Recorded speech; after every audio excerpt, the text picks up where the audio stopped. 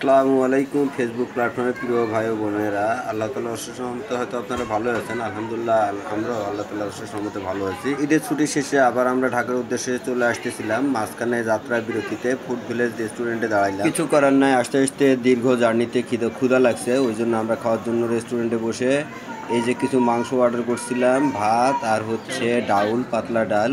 খাবারটা মোটামুটি অনেক ভালোই ছিল, ভালোই লাগছে। আমার ফুড ভিলেজ হানিফ রেস্টুরেন্টের খাবারগুলো মোটামুটি অনেক ভালো লাগে। আমার মেয়ে অনামিকা তুবা চুন্নু হয় এই রেস্টুরেন্টে খাবার না খেয়ে কখনোই আসবে না। আমার ওয়াইফও এই রেস্টুরেন্টে খাইতে অনেক ভালোবাসে।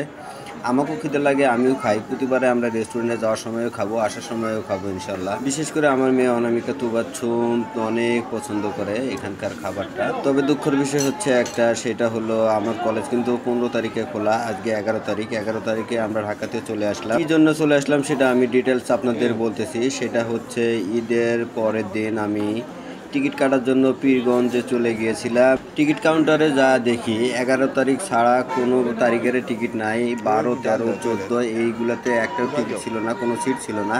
এই জন্য বাধ্য আমি 11 তারিখে টিকিট করে আসলাম। তবে এটা ঠিক, আল্লাহ তাআলা যা করে ভালোর জন্যই করে। তবে হচ্ছে 13, 14 তারিখ প্রচণ্ড রাস্তায় জ্যাম থাকবে। এটাও একবার চিন্তা ভাবনা করে আমি 11 তারিখের টিকিটটা করে ফেলছি, কারণ বাসায়ও অনেক কাজ থাকে।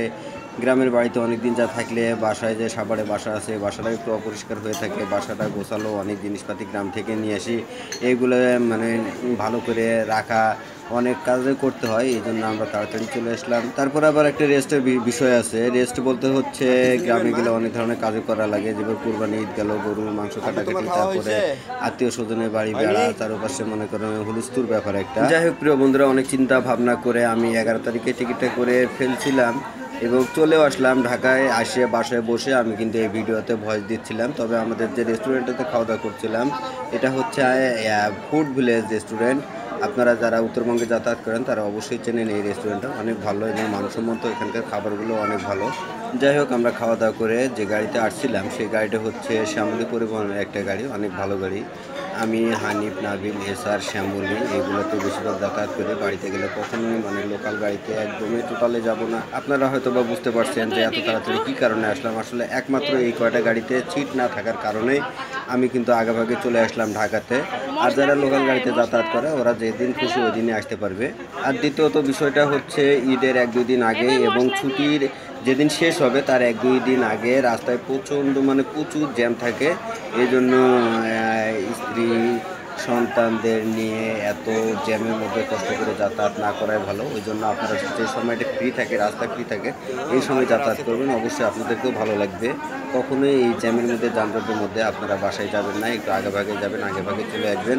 ঢাকা শহরে আসে বাসায় বসে রেস্ট করবেন, ঘুম পাড়বেন, এইটাই ভালো। তারপরেও এই জ্যামে বসে থাকার চাইতে অনেক ভালো। যাই হোক বন্ধুরা, বলতে বলতে অনেক কথা বললাম। অলরেডি আমি আমার খাবারের যে বিলটা এটাও পে করে দিয়েছি। এখানে কিছু ওই যে আপনার খাবারের পর যে মশলাটা দেয়, এটা আমার ওয়াইফ আবার এটা অনেক পছন্দ করে। ও আবার দেখেন টিস্যুতে করে কতগুলো নিয়ে নিচ্ছে, অনামিকাও বেছে বেছে নিচ্ছে, সায়াতুল কদর, নাফি, আমার ছেলেও নিচ্ছিল। যাই হোক, খাবার পরে এই জিনিসটা মশলাটা খাইতে অনেক ভালো লাগে। অনামিকার আম্মু কিন্তু অনেক পছন্দ করে। হ্যাঁ, অবশেষে দেখেন আমরা খাওয়া দাওয়া করে রেস্টুরেন্ট থেকে বাহির হইলাম। বাইরের পরিবেশটা কিন্তু অনেক সুন্দর, অনেক সুন্দর একটা রেস্টুরেন্ট। বাইরের যে স্পেসটাও অনেক ভালো, অনেক বড় আকারে, মানে গাড়িগুলো যেখানে পার্ক করে রাখে এটা এক সাইড, আর ওইটা অন্য সাইড। এই সাইডটা আমরা যেটাতে ঢুকছিলাম, এই সাইডটা হলো ক্যামেলি যে রেস্টুরেন্টের শাখা, এইটা ফুড ভিলেজের।